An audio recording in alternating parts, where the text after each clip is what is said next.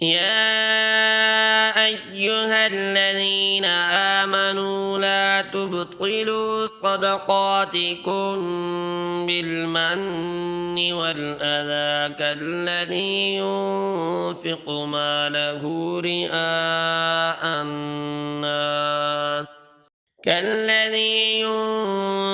ماله رئاء الناس ولا يؤمن بالله واليوم الآخر فمثله كمثل صفوان عليه تراب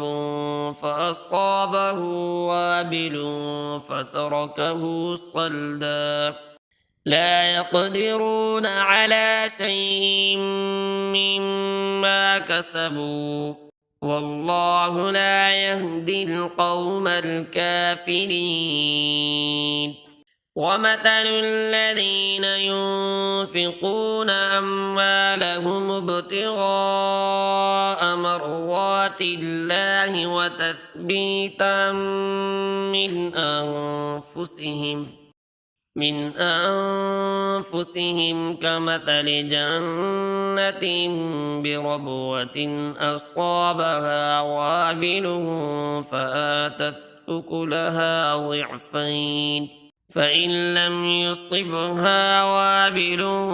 فطل والله بما تعملون بصير